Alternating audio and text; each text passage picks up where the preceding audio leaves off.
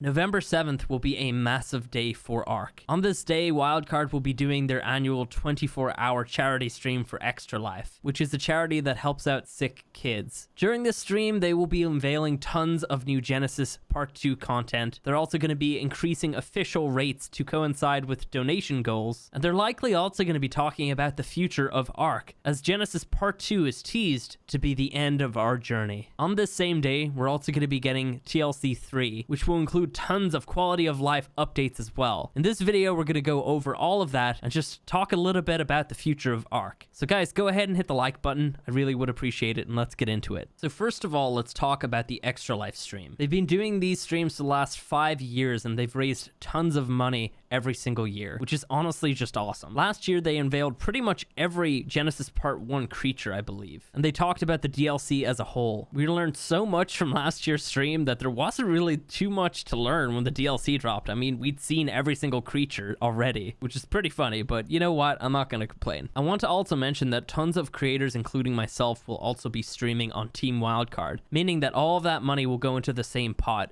and increase the official rates and, you know, meet their donation goals and everything. I myself have actually already raised over 2.5 grand out of my over 10 grand goal, so we might need to raise that up a bit, but thanks so much to everybody who's donated so far. I do plan on streaming a few days before Wildcard stream, just so I can also watch their stream, so make sure that you check out that stream and donate towards a good cause. I'm actually trying to line up a bunch of prizes to raffle off for people who donate, and I'm hoping that I can get a PC to give away, but no promises. In the reveals this year, I expect that they're probably going to talk about the strange creature that they showed us a few months ago on this Genesis Part 2 banner, along with this recently revealed whale-like creature that has like a weird spaceship saddle. Yeah, it looks really cool. I don't know what to call it, but it looks dope. There's really not much else that I could talk about. Maybe they'll show us some stuff to do with Rockwell, because clearly he's going to be heavily featured in this DLC, and hopefully we could defeat him for good this time, but we'll have to wait and see. So let's go over what we can expect from TLC 3. There are 2 creatures that will get a full revamp with this update, the Mammoth and the Stego. The Mammoth will be receiving a new war drum saddle, which will allow someone to ride on it and someone to sit on the drums playing them. When the drums are played, they will allow the Mammoth to activate a new area of effect buff for your creatures, which improves stamina regen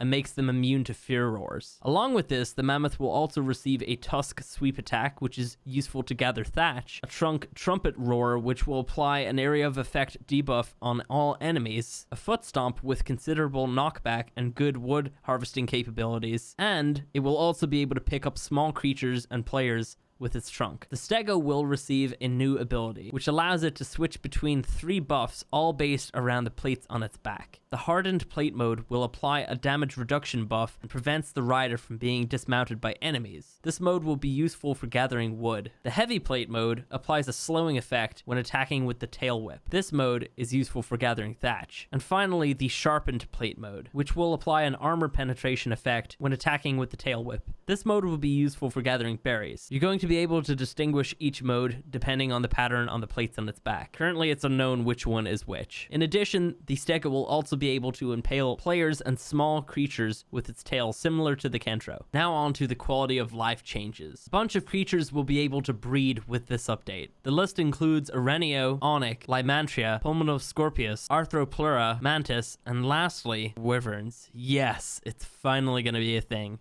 Mutations on Wyverns. Oh, I'm so excited. Along with all this, a bunch of creatures are getting some changes. The Giga will have a reduced maturation timer by 15%, which means that they'll grow up in 10 days. Diplocaulus is getting its health buffed by 33%, and its movement speed while ridden buffed by 25%. The Thyla will now have a slow draining bleed applied from its primary attack. Megashelion will have a reduced depth requirement for breeding, so it's going to be possible to breed them on all maps, not just Genesis. Wyverns will get a slight nerf to bring them in line with Crystal Wyverns, but this is obviously not the worst thing, considering the fact that now we can breed them and get mutations. Megalodon will get a pack buff, which buffs damage reduction and output per pack member. They will also receive a bleed from its primary attack. Jerboa will get a weight buff to bring it in line with the Bulldog. The Anki will have a further weight reduction of 10% for metal, bringing the reduction from 75% to 85%. The Dodecurus will now be able to turn while rolling, similar to the way it's able to do that on the Genesis mission. And last but not least, the Basilisk will now have eyes. I know, we're all so excited for this one change, right? Aren't we? I am. We're also going to be getting a brand new Taming Hood. This is going to be an interactive hood that can show you a bunch of information. You can see the creature's gender and its level, the taming and unconscious progress, the taming effectiveness, the current health and food status, the distance it is from your location, and there's going to be an option to track specific creatures via in-world waypoints, which can be hovered for an over-screen overlay displaying additional information. The amount of element that you're going to receive from the island bosses and the center boss arena are going to be increased by 100%, meaning that it's going to be doubled. And the element reward from Scorched will be increased by 50%. There's also going to be some updates to turrets, which will make it easier to copy and paste all of your settings from one turret to another. Okay, so that is pretty much the whole roundup. I hope you guys have enjoyed this video. I'd like to try and keep it short and sweet, so yeah, hit the like button if you enjoyed it. Subscribe if you guys want to see some of this cool stuff when it does come out, because we're going to be checking it all out, of course. And yeah, I'll catch you in the next one.